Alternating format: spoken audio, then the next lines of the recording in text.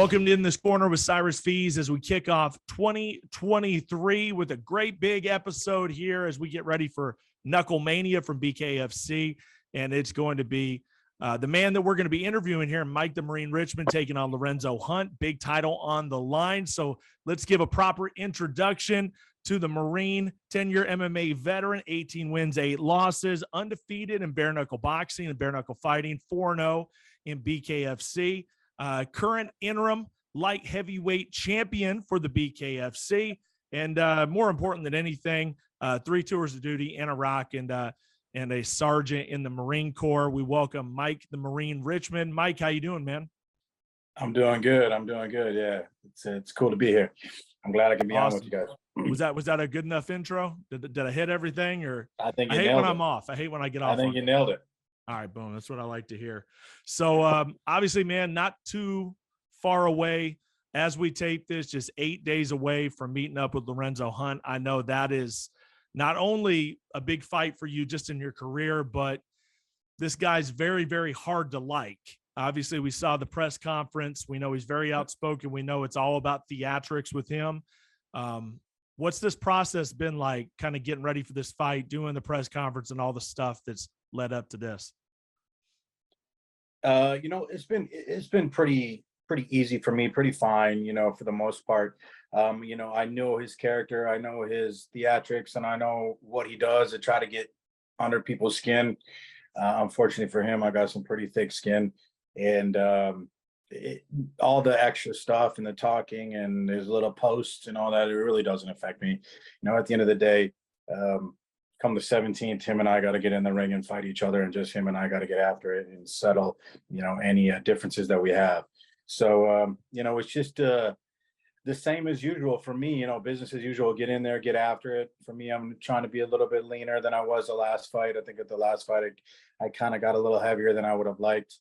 But this one, I'm feeling lean, sharp, fast, explosive, and ready to bring, the fight to him. Yeah, I mean, obviously, the conversation is, and when you look online and you got a lot of keyboard warriors, you just got a lot of people that are speculating on this fight. They feel like you're just too outsized in this matchup with Lorenzo Hunt. I tend to think that having that speed advantage and the way that you fight, that's not going to be a major problem for you. What do you say to everybody that's saying that you're just too outsized for this? It's too big of a division to fight a guy like Lorenzo Hunt, just a much bigger fighter. Yeah, I understand where they're coming from. I understand, statistically, whatever, analytics you want to put into it, logically thinking, if you're just an outsider looking in, and then you look at my history of the weight classes that I fought at, and knowing that, he's always been a naturally bigger guy. I've just kind of, as I've gotten older, I've put on more weight. The best way I can put it is we're just two grown dudes getting in a fist fight. And I say that a lot, every one of my fights. I don't think you'll probably see a size discrepancy come to the time when we get in there and get after it. But, I don't think it's really going to matter. It's really not going to matter for me. I don't foresee him clinching up, bodying me. When we clinched up at the press conference, I didn't feel like he was overly strong. I didn't feel like he was stronger than me. I didn't feel like he could maneuver me. So and I don't like fighting in the clinch anyways. We're just going to get after it. Now, can his weight behind his punches, behind his, can that come into play? Absolutely. Doolittle stunned me with that one shot that led to his little onslaught. So there are many dangers in this fight, but the bottom line is I don't care, man. I just don't like the guy, and I was willing to go up and risk it, risk losing my losing streak, because I don't care about being undefeated. I just go out there and put on exciting fights. So I'm willing to risk, all of that. It doesn't matter to me. I want to go in there and put entertaining fights, and I know I can beat him. But I know this is bare knuckle, and there's a chance that he could catch me. He could catch me slipping. But I'm gonna go in there with a great game plan, and I'm gonna press it on him, and I'm gonna put it on him that, I'm gonna press him that he probably hasn't felt, in any of his fights. If I let him fight his fight, it'll be very difficult for me. If I let him dance around, set his feet, do his little explosion running combinations, reset, do it again, that can be a difficult fight. So I got to go in there and put it on him. I got to let him feel the power. I got to touch his body. There's a lot of things that I'm going to be doing that on paper outside looking in, you just see, oh, size, little guy, big guy. He won't win. Oh, Mike almost lost to Doolittle. Oh, like how is he gonna beat Hunt? Like every fight is different. We can sit here and play MMA math or bare knuckle math, and well, he beat him and he beat him, and but then maybe him will be better with him. Like, no, it's just no. Every fight is a different fight. Well, I mean, it's what makes BKFC so special. I love the organization. We'll get into it a little bit later because we're gonna do kind of a quick trip through your career a little bit and kind of hit on some high points and talk about some things. But there's something special about the show, just in that you never know what's going to happen. You get, these trained boxers that get in there, it gets MMA guys and everybody thinks it's going to be a wash. And then the MMA guy comes out on top because it's just a different style. It's just completely different. So, I don't know that any predictions really stick at this point when it comes to your matchup. So I'm just eager to see you guys throw down, and I'm happy I get to have a front row seat on it. With that being said, take a little trip back in time. Growing up in Minnesota, you're still up in Minnesota.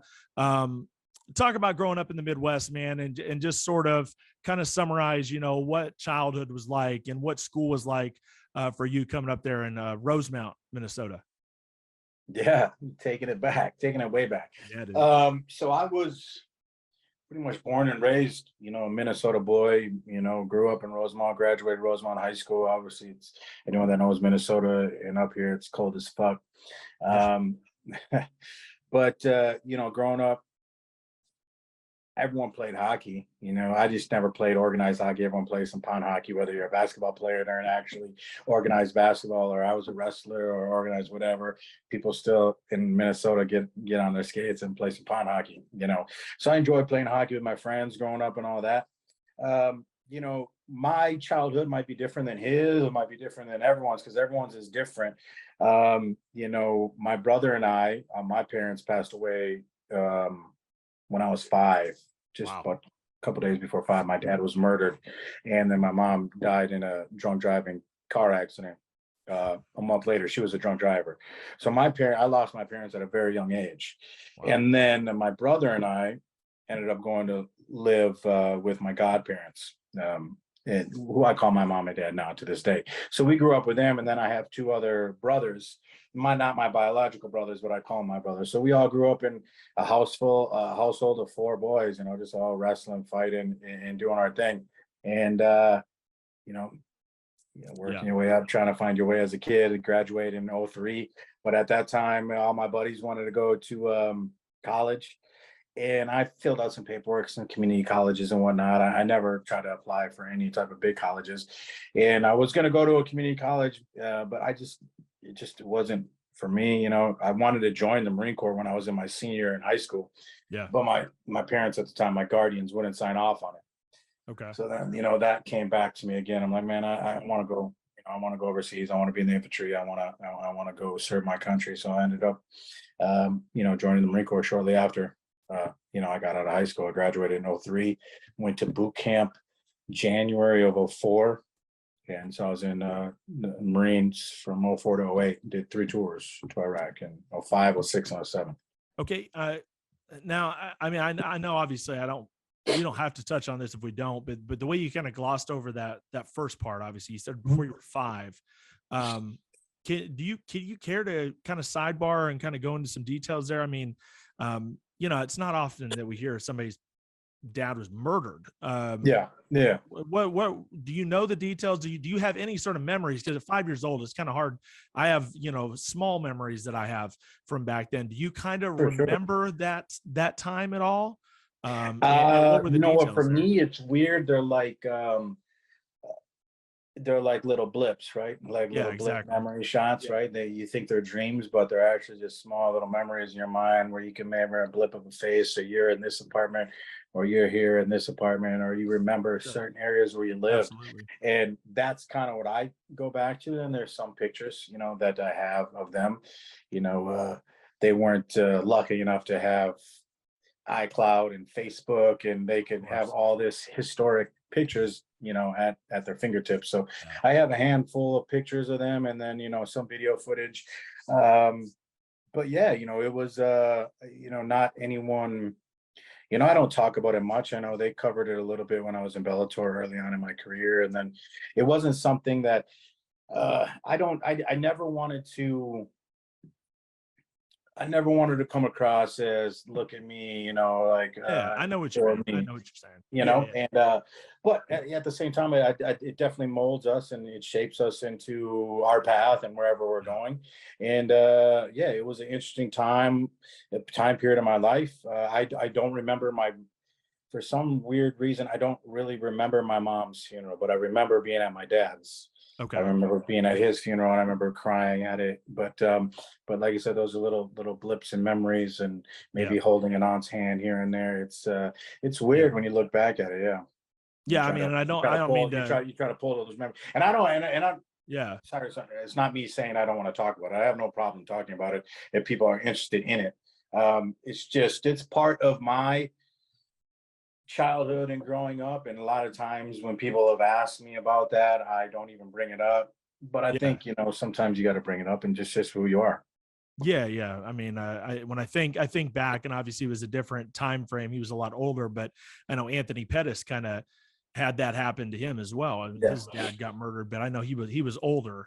I believe that. That being said, we'll get past that. But you're right. There's those things that help mold you and who you are and what your path is and that sort of Well, it was things. unsolved. It If was anyone have unsolved. any Okay. questions, if they're watching it later on or whatever, it was unsolved murder. So I don't know who it was. Wow. I don't know what happened to this day. It's still unsolved, a cold case. They don't, Wow. obviously there was Crazy. speculative people and whatnot, and I won't get into the details of who the speculative people are, but yeah, Yeah. they found my dad, slumped over his driver's seat of the car, a Oh, shotgun blast to his chest. So, wow. in St. Paul, Minnesota. But that's just part of my life. That's part of my brother's life. It makes us kind of who we are. Yeah, yeah, 100%, man. And I'm sorry you guys had to deal with that. Um, so obviously you went into wrestling, and wrestling, a big part of your life, I would say, right? So, every time I talk to a wrestler, it's a different mindset. I joke about it all the time. I grew up in Iowa. I was mostly in central, but then Northwest Iowa. And, wrestling is huge. Wrestling is life there. Everybody goes to the state tournament, and like wrestling was king in In our Iowa, school. for sure. Yeah, exactly.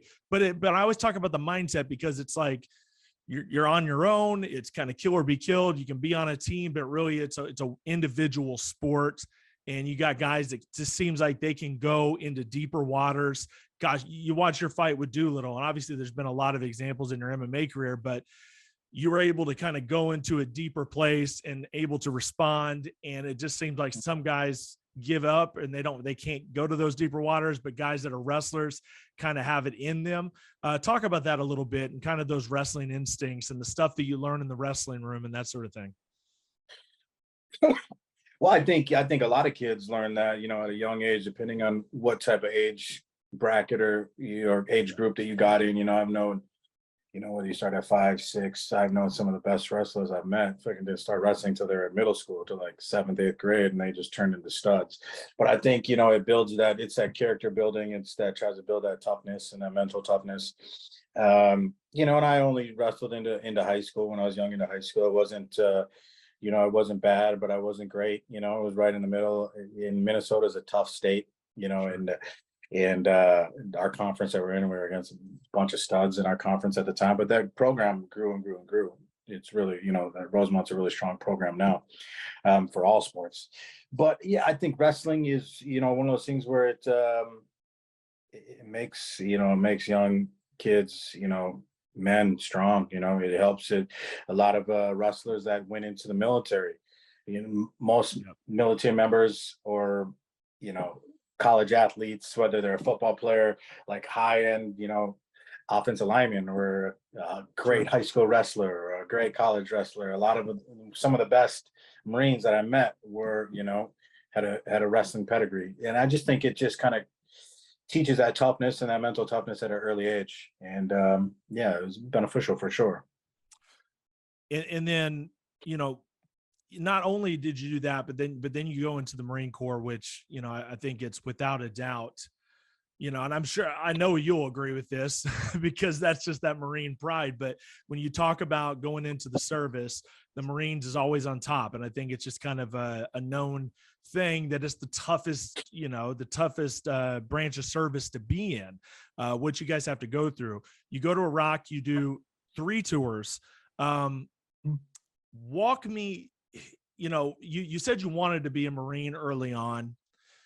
What got you into that mindset that you wanted to go to the Marines? I know there was a time when I was close to going into the service and I was going to go into Navy, and I had not even inkling of wanting to go into the Marines. What kind of put you in that mindset? You're like, all right, I want to go to the toughest branch of service where no doubt there's a good chance I'm going to see action. It's going to be tough. It's going to be a rough road. What got you in that mindset? For me, I think I had a lot of family members in the Army on my dad's side, but even some on my mom's. But my dad's brother, my grandpa, and this is my biological father, my parents, both sides. A lot of people in the Army. My grandpa on my dad's side, 2-time Vietnam vet. You know, my uncle was in the Army as well for 10 plus years. Other uncles and other sides of the family in the Army. A lot of people were in the Army. And there was just something about, you know, at the time, even still to this day, it was like something about being a Marine. It's just, you're just one of the baddest motherfuckers on the planet. And they train that mentality to this day. And that's what I love about the Marine Corps, for one, is, you know, when every room that they step in, they think they're the baddest motherfucker in that room, whether it's the truth or not, that's irrelevant. Their mindset thinks that, and that's what makes them take the hill. And that's what makes the next guy try to take the hill on the next guy and the next guy. Is that mentality, that process. But you know, maybe I think it was a combination of me just wanting to be different. You know, I want to go on my own path. I think it was a combination of, you know, like I said, my own childhood growing up, and I kind of grew up with a little edge, and I wanted to be different, and I wanted to be a bad motherfucker. And then I wanted to join the infantry. So I knew, obviously I graduated 03, you know, we were in a time of, you know, conflict, is light to say. Absolutely. Right. So I knew, you know, I knew especially joining the infantry and going overseas to Iraq, that we would see some shit, especially being in the infantry. But I wanted to do that. You know, that's just what I wanted to do. I knew that the risk was there. You know, every deployment I went on, excuse me, I knew that, you know, this could be the one where I don't come home. You know, and every security patrol I went on, a raid, like, I could not come back home after this one, you know, or tomorrow. And but that was the mentality, was, who fucking cares? We're gonna fucking go take that hill. We're gonna get that motherfucker. We're gonna find that high value target. We're gonna fucking find that dude who IED'd our fucking boys the other day, or that sniper that fucking killed my friend. You know, it's ingrained in us to fucking keep going until we're 6 feet under. The victory or Valhalla. And we're gonna victory, or you're gonna fucking, I'm gonna be a Valhalla. One of the two. Dude, I mean, yeah, not to go into too many details, but you know, what were some of the tougher situations that you were in? I mean, can you give us some details on that? You know what, my time, and there's definitely a lot of different areas within Iraq that were much more heavy and hot than others. I've had many Marine Corps friends, and, you know, even friends in other service members, that some of the situations that they were in the shit. Or like, I have Marine buddies that were literally in there for the Battle of Fallujah, the first and the second one. But for me, I think when we were out there in El Anbar province and near, you know, Ramadi, near Fallujah, near those areas, it was a lot of just fucking dodging IEDs, IED attacks with small arms fire right shortly after that, and then heavy sniper fire. You know, I lost friends to sniper fire. I lost friends to some IEDs, a lot of IEDs. And we had our own close call moments. You know, I had moments where we're on a, you know, just a little convoy, just a small little squad and a half size convoy, and, you know, the truck behind me got hit and blown up, and we thought they were all done, you know, and they're just putzing forward, and, you know, they made it, they all survived, but not all my friends and other platoons were as fortunate in that. So IEDs was heavy. I know we've all had our shared experiences of driving past an IED and seeing the 155 rounds. And you're like, oh fuck, this is it, slow motion, like it's gonna be over. And then you're hoping, our little jammers that we had, if I can still say that, we got jammers out there. They're trying to use cell phones, or but if it's not on it, if they're not using a cell phone and they're on a wire and they're way out, well, let's hope they're not fucking. Let's hope they're sleeping on the job. Otherwise, we're fucked. And then you make it past, and then you're like, holy shit, like that could have been it right there. So there was a handful of those, occasions, and just seeing IED explosions, and then the small arms fire that happens. Normally, they're gonna try to blow you up.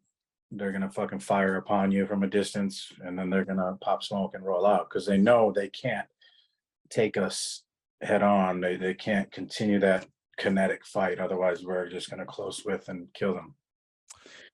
Okay, I have a question for you, and this is just, I guess, I don't have a chance to talk to a lot of Marines, but I've this is something that you always think, okay, if I could actually ask a Marine this, obviously in the last, almost 10 years now, there's been so much of the, we can go back to Colin Kaepernick kneeling and people not standing for the national anthem. And where can I ask you where you fall on that? Because I always want, because I've talked to some folks that have been in the service and they're like, listen, we fight for your freedoms.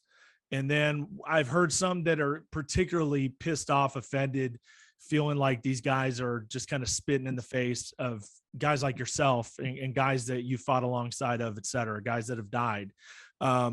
Where do you land on that? Is it something that triggers you, something that pisses you off, or is it really something you're like, I don't give a crap about this? I've had moments of back and forth where maybe when I was younger, shortly after the Marine Corps, I would have been, more just fucking, just heavy head, just fucking angry, heavy heart, upset. But then over time, you understand that, of course, we're fighting for the freedoms for them to act and do all those things.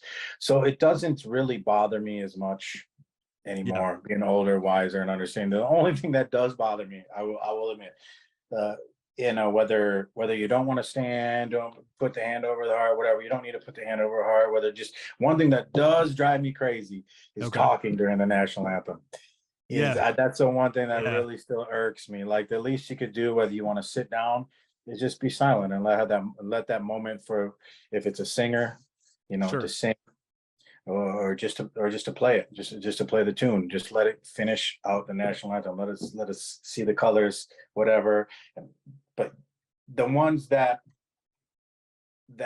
intentionally continue to talk and joke and jest, and there's those moments where you have people that are like, oh fuck, they're talking, and then they realize it's on, and they're silent. All right, cool. That's just paying that little teeny bit of a respect. But the ones that will just fucking talk all the way through and they don't give a flying fuck, that still bothers me. That's just obnoxious in general. I'm with you. Yeah, I was just curious about that. So, you end up, obviously, let's get into MMA a little bit. You go through the regional scene in Minnesota. And one thing that I always like to ask guys, now obviously the stories are a little bit different, but not really that much different. I've talked to guys like, Dan Severn, and I talked to even older heads, guys like Stephan Bonner, rest in peace. And just some of these older guys that they really fought in some crazy environments, and it still happens today. But can you give me any kind of a funny story from back in those days when you're fighting for Brutal and you're fighting for Driller? And I know some of those guys, but did you ever find yourself like in a crazy ass venue? You're like, what am I doing here? What the hell is happening? Did you ever have any of those situations? I'm trying to think all the places that I've fought, coming up the ranks. I fought at Canterbury. That wasn't too crazy. It was kind of jammed in there. Obviously, I fought at the armories. They throw show at armories, which is just kind of like you're small. It gives you that old school kind of like boxing vibe, Rocky Balboa, just in a little armory gymnasium. Of course. I guess the only weird one would have been fighting at the Elmo Speedway, the little fucking racetrack outside, that little cage off to the side where the racetrack's at. So that's probably would be the only awkward one. I have never really, me personally, I've never fought in a place to where I'm like, man, what fucking dump are we fighting in? Like, I've never had a fight in that low tier of us. And granted, you're in the regional scene, you're working your way up. You got to do what you got to fucking do. You fight where you got to fight to get your wins. But I've never had a moment of being like, dude, where the fuck am I? What about, and you really don't have to name names, or you can, whatever. Do you have any any promoters that were just obnoxious, didn't do what they were supposed to do, just slimy sleazeball dudes? Because we all know that they're out there. There's yeah. You don't have to name names, but if you do, you ain't gonna make me mad. Because I know a lot of them have access to this watching it. So. The one situation I had was, and I was new in my career. It's probably my second, third, fourth fight, maybe, I don't know. And fuck, it might have been that show that I actually fought at the racetrack. Now I think about it, but his check bounced. And it wasn't a big check. I mean, it wasn't a big check. I mean, I'm fucking working my way. It wasn't a big check. So I'm like, yo, your check bounce. And I literally had to chase this guy around forever just to get this small amount of money that your check bounce, and like finally meet him up later at like a different show. And he like goes to his fucking car and pops the trunk and busts out the fucking small amount, like, again, once again, small amount of money. The money that the check bounced for me. But I was, that would be the one where I was like, this motherfucker, dude. It's a funny business, man. It really can. And when you start from the bottom, you see all kinds for sure. And there's shows on top of the world that don't like to pay people. So, I mean, it can happen on all levels. Yeah, I believe that. Bellator, you get in there, and it's funny, your first Bellator fight is Chris Horodecki. And I always liked that dude. I don't know what it was. I remember watching him on IFL, and I was like, this dude's cool. He looked like he was like 15, and he was knocking people out in IFL. You get in there, and I mean, I would consider that's a pretty good upset. I mean, because you come in there, coming in as a regional fighter against a guy that was IFL champ, comes in, WEC, had some success there, and then you come in and you take out Chris Horodecki. Talk about that process. Talk about that fight, because he was a tough dude back in the day. I mean, it was when I finally got signed with Bellator, and they went out there. I think at the time they flew us out to like Orlando area. We did a bunch of like pre-video type shit out there, just kind of like hype video for the next season or whatever, taking video of us hitting mitts, doing this, all the little spray with fucking water shit. And after that, I hit mitts, and I think Bjorn Rebney at the time saw me hit mitts, and saw that I was, a good striker, at least, I hit mitts clean and it looked good. And then I remember my manager, maybe a month or two later, maybe something like that, they were getting ready for the next season to come on. This is even before I was in the tournament. The Horodecki fight was just an undercard. They had just signed him, so they were trying to build him up to go to a tournament, and then use his old IFL name and create this kind of star for them now. So I remember my manager being like, yo, I got this, I got this fight for your first fight with Bellator. I'm like, okay, cool. Who's against? Chris Horodecki. I'm like, hell yeah. And he's like, I want to fight style wise immediately. And me, the fighter in me, I'm like, oh, my style matched perfectly for him. Especially at that time, I fought really loose, really kind of, explosive. But anyways, I'm like, yeah, absolutely. Let's sign that. And he was very hesitant, right? Obviously, my manager, this is my old manager of mine. He's like, I don't know, man. I don't know. Like, maybe we should take a better fight. And this was like 2-2. I think I got 3,000 a show, 2,000 a win. So like only like a $4,000 fight. On the undercard to fight Chris Horodecki in London, Ontario, Canada, in his home country, his home like province, whatever they call the states, and like an hour away from his actual hometown. And he's from London, Ontario. I think we fought in Windsor. And I'm like, fuck yeah. Like, I'm like, to my manager, I'm like, no, I can beat this dude. I know his style. His style is like tailor made for me to just zip down the middle and get him. And then finally he's like, all right, okay. So we went out there. Of course, I'm the B side, right? I go to his home fucking country in his hometown. And but I just felt really good, really confident to go out there. And then once I went out there and started to get a feel for him, and I did that nice little running combination that led to me knocking him out against the cage, and you could hear a pin drop in that fucking place. It just went dead quiet, but it was great.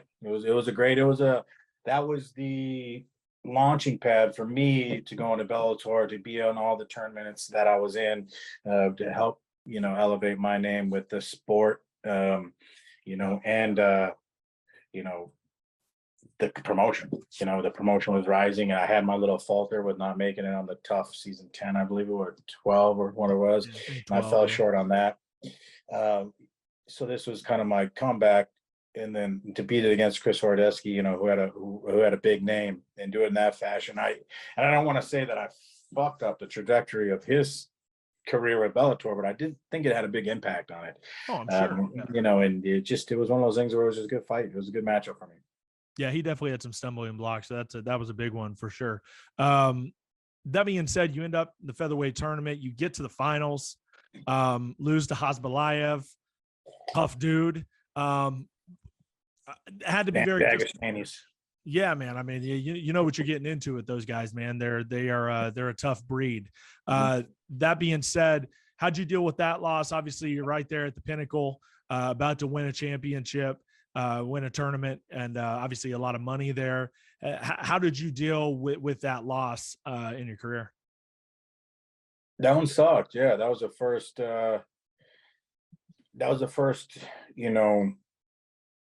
Shitty setback in my career. Obviously after the Hordesky, then I go on, did the first tournament. I was feeling good, and then, beat Spoon, I believe it was named. So this is the second tournament you're referring to, but the first tournament I was feeling good. I guess it's perfect. And then I fought Shamalayev, another Dagestani dude, great striker, and I threw a lazy shot to the body, which, after that, I'm like, I'm never throwing lazy body shots again. And he made me pay with a little overhand.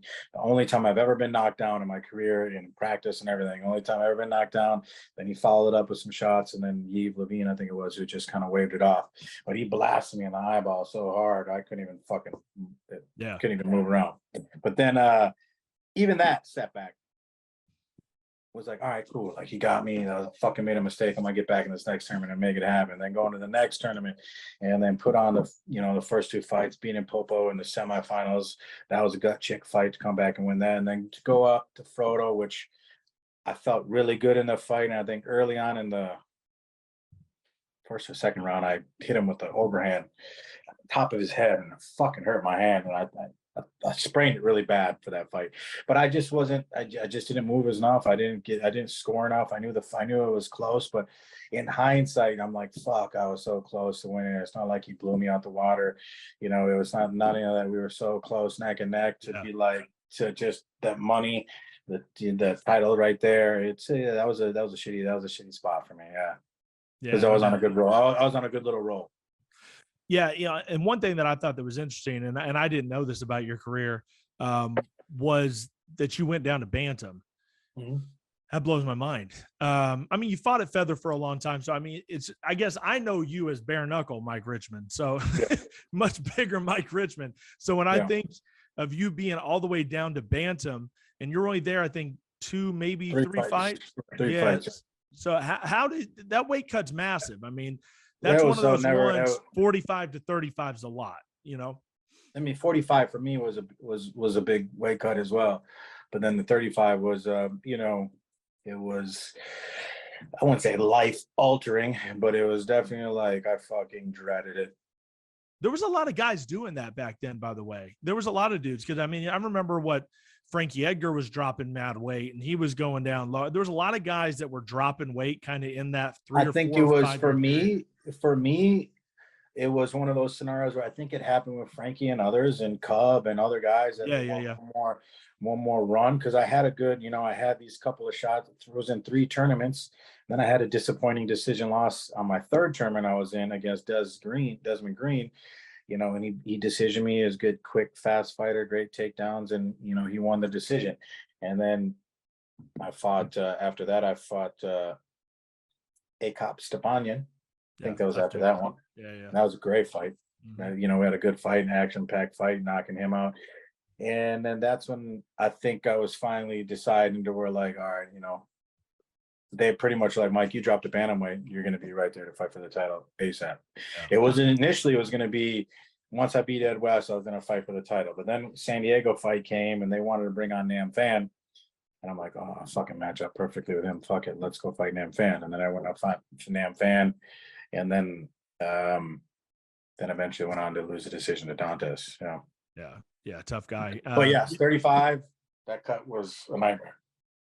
Yeah, man, it's one of those things that, you know, I mean, you're hate to say it, but you're going up against a guy here soon that has had trouble making a lot of weight, man. The weight cut life is not for everybody, and it takes a lot of discipline, and not a lot of people can do it consistently. And yeah, so that says a lot. Let's talk the trend. Well, let me ask you this. When you get released by Bellator, were you surprised about that? I know you had the trouble in the failed drug test. Yeah. Okay. Was that disappointing? Because I mean, you were basically one of their OGs, a guy that had been with them for a long, long time. Was that disappointing that they did release you? Was it something you knew was coming? Yeah. It was disappointing, you know, but I think the biggest disappointment of it all was how long it was. You know, a year later they finally released me. I think you know, at Jason House, and you know, I was a long time, you know, OG client of Jason House and Iridium Sports Agency. I love Jason and Jeremy and all you guys. So I think it was disappointing when it happened in that manner via email to him, and it was, you know, posted my release. It was one of those things where I saw the release on MMA Junkie before I even knew. Yeah. But you know, I think they were still in that transition of shifting, you know, the new guard of people coming in, you know, I like Rich. Rich is a great guy. Mike Kogan, you know, maybe the funny part is when I got to a new manager and I leveled up to kind of like I needed to get like a high-end manager. It was either between Jason House and Iridium, who was just starting to become, I mean, he's a fucking rock star now. Yeah. But it was either him or Mike Kogan, who was still managing people at the time. And I ended up choosing Jason with Iridium. And now Mike ended up being like one of the top guys matchmaking and shit for Bellator. Maybe that's why he fucking told me to kick rocks. But, you know, I don't know, man. I can laugh about it now. It sucked at the time. It sucked because I was ready to come back and kind of do the comeback. And then, for sure, you know, then I came back and then, you know, do the little LFA fights. And, you know, mentally I wasn't in a good place. My relationship wasn't in a good place. I just wasn't in a good personal space. You know, my personal space wasn't good. So then I had some, you know, 2 decision losses with LFA. And then that's when it's like, well, because the game plan was set. All right, cool, Mike. We're just gonna go. Since you're not a Bellator, we'll bang out some 2 quick knockouts, 2 or 3 nice big wins, and we'll get you in the UFC. Because at the time, Jason fucking had everyone in the UFC. Yeah. All I had to do was go out there and win. And then to go out there and lose those, you know, the decision losses. The one against Lazar, I wasn't even ready to cut down to 45. Cutting down to that 45 fight against Lazar, that was painful. I felt sick, and it just was a shitty cut. So then I started to be like, man, I don't know if I can even cut to 45 anymore this time. And then that's when the next fight I fought that Jason Peterson, I think is something. Jason. Something like that. As at 155, I felt a little bit better, and I thought I won the fight, but I lost the decision, you know, and it sucked. We tried to contest it. It didn't work on my favor. But then that's when it was kind of like the reevaluation of like, man, what's fuck? Is this it? Like, I don't know if like I'm still working a regular, you know, job, career, trying to earn and while still trying to grind and be a top tier fighter. And then, then I saw bare knuckle happening in London. I'm like, dude, I could fucking do that shit. Like, that's right up my fucking alley. And then that just kind of started that. Did process. That kind of wait? Did that kind of like did that kind of reawake your career basically? It reawoke my career mentally, physically, you know, and then going out there and producing the results I got, you know, kind of brought me back into the light of, you know, Mike can still do this. So, yeah. And it's been tough fights all the way through it. And since the time you've been in BKFC, Marcel Stamps, Dakota Cochran, Rickles, Doolittle, I mean, all these guys are just really tough dudes, you know what I mean? Yeah. So you went right into the fire, which I think they were all undefeated. Then when they were all undefeated at the time that I fought them, outside of Stamps, who only lost once to Beltran. Yeah, They were exactly. So all like, I was always the B side then too, because I came in with an attitude and on my shoulders, a chip on my shoulders, like I'll fucking fight anyone. So to think that, to try to, anyone that really watches the sport knows that they fucking are like, no, you think you're fucking tough, Michael, fight this stud. Oh, by the way, you're gonna fight him in his hometown. Oh, now you're gonna fight this stud in his own. He's undefeated. Now you're gonna fight this stud. Like, all right, let's do it. Let's do it. Let's sign it up. yeah, and I think that's why everybody kind of gravitates towards you, and you have a lot of fans of BKFC. Every time I talk about BKFC, and I already know what I'm getting paid, so this isn't just to make more money or to suck up, but I love the show so much, right? So I mean, I've the same time that you've been in MMA, I've been in the industry doing commentary and doing ring announcing, and I've been all over the world doing this, working for 1,000 different shows, including UFC. And there's something about BKFC where you're just like, all right, I'm a part of something special. Like it hasn't quite blown up to where it can be yet. But it Yeah, has all the ingredients to do so because it's for that sure. badass. You know what I mean? It's the right amount of time. It's 2-minute rounds. It's fast. People are getting knocked the hell out. It's bloody. It's what people want to watch. And if you show anybody a BKFC fight, they're generally like, holy shit, that was the best thing I've ever seen. And it's like, Super yeah, entertaining. that's what's happening on a regular basis. And it's Yeah. like $8 a month now to watch it all. It's crazy. What's your experience been like with the company? And I'm guessing you echo the same sentiment. It's just badass stuff. I just, you know what? It's awesome. It's awesome to see the growth. It's cool that I can be, at the tail end of my fighting career, I can be on the growth of the company. I said it in my, one of my, I think it was in the deep cuts, they dropped it on there where, sure, there's a hindsight in me that's like, fuck, man, I wish this was legal 10 years ago. Yeah. Like, and I got in this way back then, where could I have elevated in my career now? And I am where I am now in this, but it's cool to be a part of the growth and part of the rise of this sport. But it's also gave me longevity, this sport, for my style of fighting, outside of making sure I can keep my hands healthy. Yeah. The pain that I endure on my body during the training, MMA training camps aren't easy.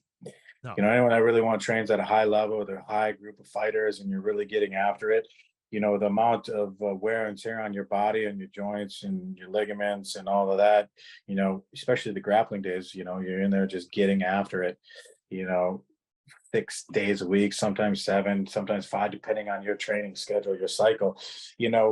I'm not ever trying to say training for bare knuckles easier, but it has gave me longevity in my career to where, I don't, I'm not having those like, fuck, my fucking knees killing me from fucking getting twisted up yesterday on trying to stuff a double leg or a single leg. It's different type of taxing training, but to me it doesn't seem as strenuous. I've suffered a lot of nagging injuries in my MMA career, that I have yet to, knock on wood, with bare knuckle. Yeah. Well, you're getting ready for Knucklemania 3, biggest show of the year, against Lorenzo Hunt in the main event.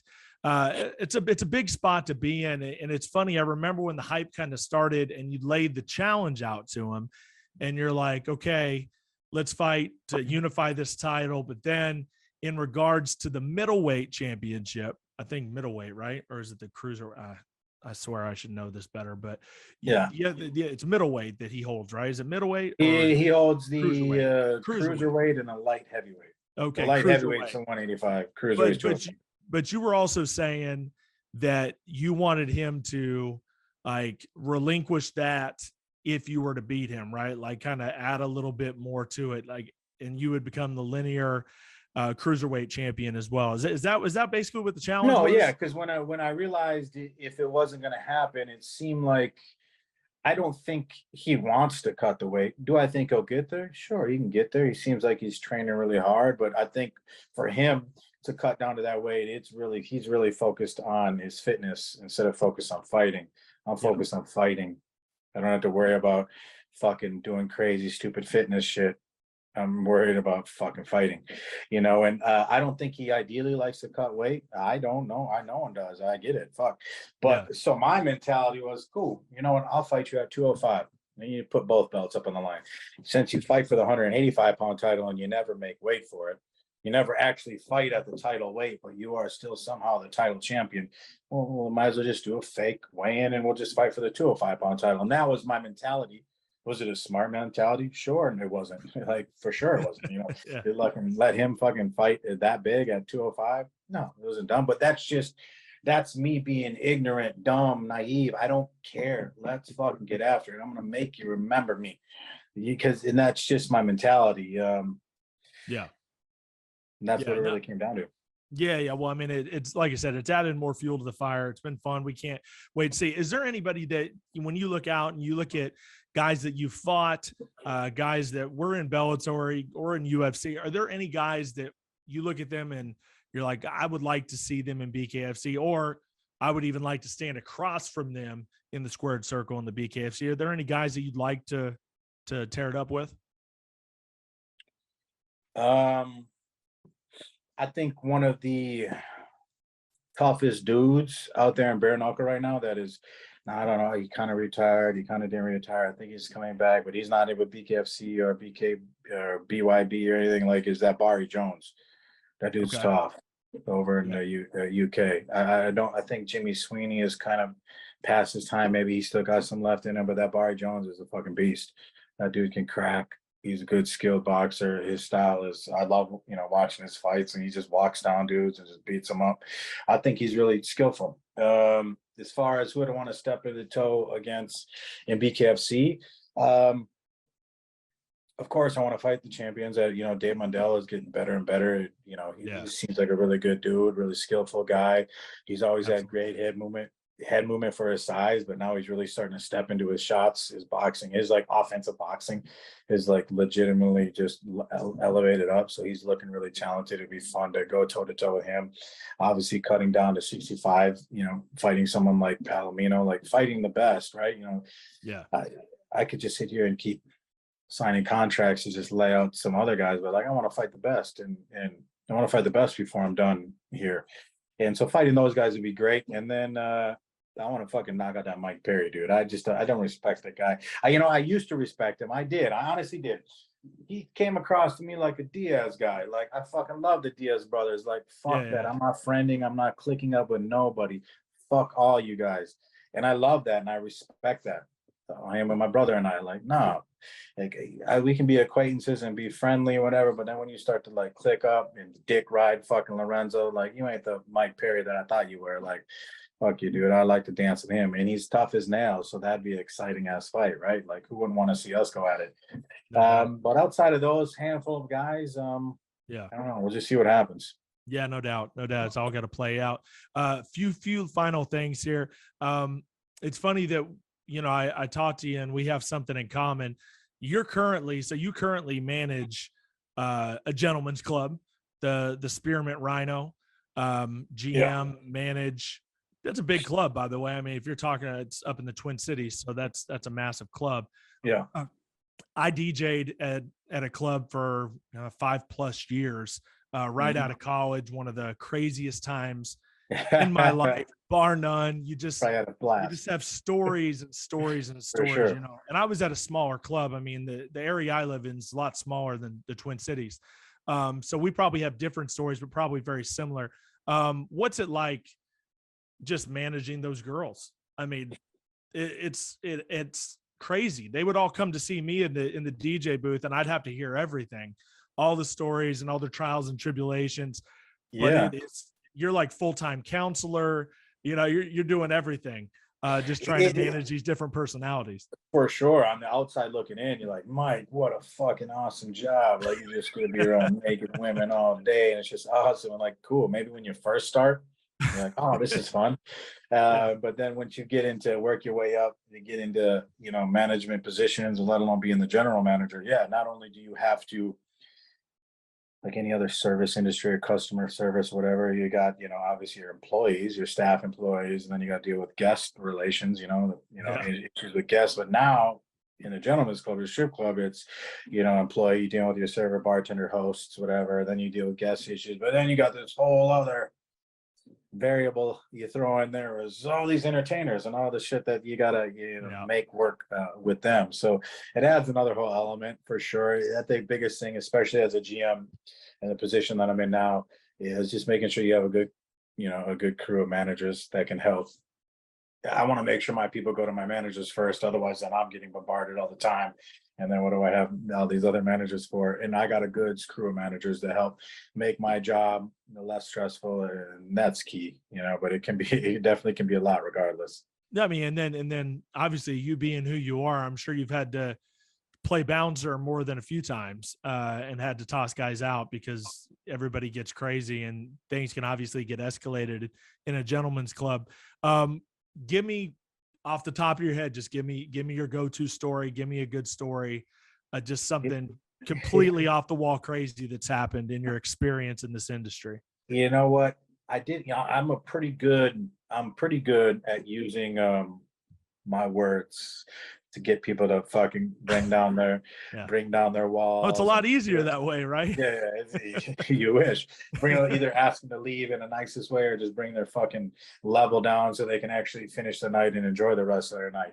I rarely have any physical confrontation incidents. The clubs that I've ran as a general manager, I've been in the industry since 2015, and I never thought when I first got in the industry as a door host, and term bouncer, we don't use that no more. You're a door host, but you work your way up, right? And I never thought I would work my way up to where I'm at now, and now I make a good living off of it. But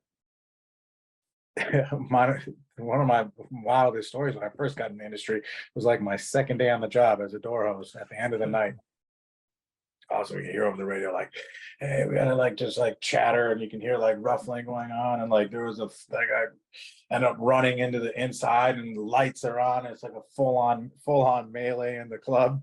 A group of dudes scrapping with the host and some of the managers at the time. Then I remember grabbing up some guy by the waist, bringing him over my shoulder, and then running him up to the front door. And we're everyone's tossing people outside, and then we threw them outside, and then they start fighting us. And then another fucking host comes up and fucking whips out pepper spray, which he's not supposed to have, and then he fucking tries to pepper spray, and then he's getting everybody, and it was just a fucking shit show. It was a full-on melee shit show. And I remember thinking to myself, I'm like, oh shit, at least I get some extra training in, I guess. It's just this is literally my probably second day on the job. I guess it's just what it is. And in the strip club business downtown. Oh yeah, I can imagine. 2, 3 a.m. And if somebody finds out that you're a Bellator guy or bare knuckle champion, then there's always those guys, right, that just want to amp things up, especially if they're drunk and they want to try to mess with somebody just to see if you're a punk. You know what I'm saying? I've never came across someone that when they found out I was a fighter, try to that's smart of them. Something. Yeah. The most people that find out about it, I do a good job of just chatting, and then if they look me up or Google, oh shit, it's always been very nice and respectful. I've heard those stories and the other fighter friends in the industry, across the country that were fighters and worked in the strip club business, that you run into those drunk guys oh, you think you're tough. No, I never had that experience. Like I said, when everyone asked me about the strip club experience, it was my second day on the job, full on fucking melee at the end of the night. I'm like, well, I guess this is what the job entails. It was funny.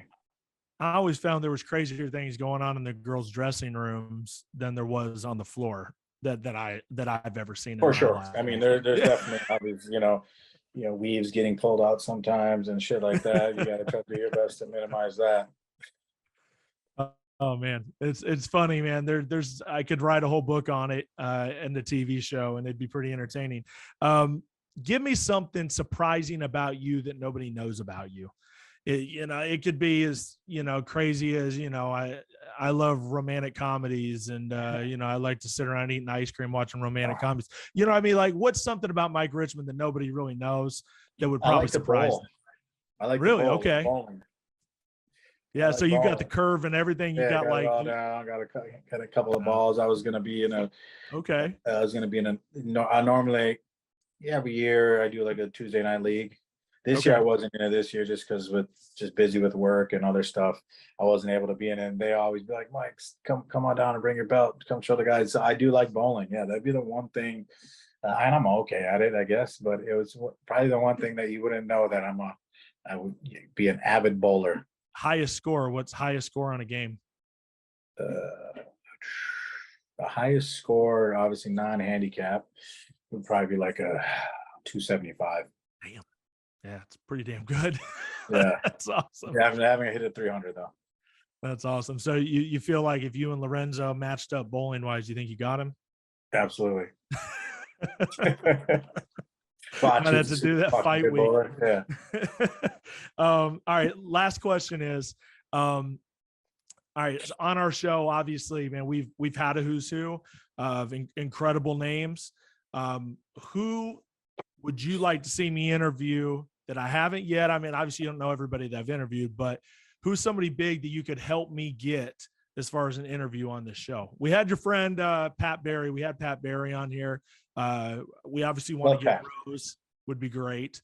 But who's somebody you think you could help me get?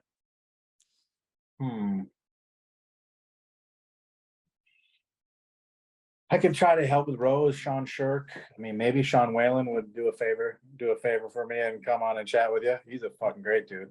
That'd be awesome. Those are a couple to name. We had Shirk. Shirk was awesome. Absolutely. Shirk incredible. Shirk is Loved awesome. That interview. Yeah. Yeah. I mean, one of those guys that doesn't get brought up enough for as good as he was. It's actually kind of criminal. You know what I mean? Yeah. He was super good. Oh yeah. It was just weird. He was just that era of he was so good, and then BJ Penn come back, and then it was just kind of like, yeah, Shirk was. Oh, and they kind of blackballed him, which was shitty. You know what I mean? Like they really wrote him off, kind of black. Yeah, it's a shitty deal. Well, Mike, listen, man, I'm super psyched for you. Obviously, it's showing up just in a few days. So I definitely want to wish you good luck. You unite those titles at Knucklemania 3. You can watch it on the BKFC app for a crazy amount of money for $8. You can get that now. Yeah. And all the shows. It's crazy. It's criminal how cheap it is. But the show is going to be awesome. Bro, thank you so much for your time. No, I appreciate it, guys. Yeah, I appreciate you bringing me on. It was fun. I had a good time. Awesome, bro. We'll talk to you, man. We'll see you down the road. We'll see you in Albuquerque. All right. We'll see you in about 7.5 days. 8 days. Yeah. All right, man. Appreciate you. And there it is. That is the Mike, the Marine Richman right here on In This Corner. What an awesome interview. It was great having him on the show. And, you know, they told me he's a tough interview. He's kind of a dry guy. You might not be able to get much out of him, but I think we got a lot out of him. Make sure you hit us up on social media. Check us out in podcast form. I'm Cyrus Fees. We'll see you next time right here on In This Corner.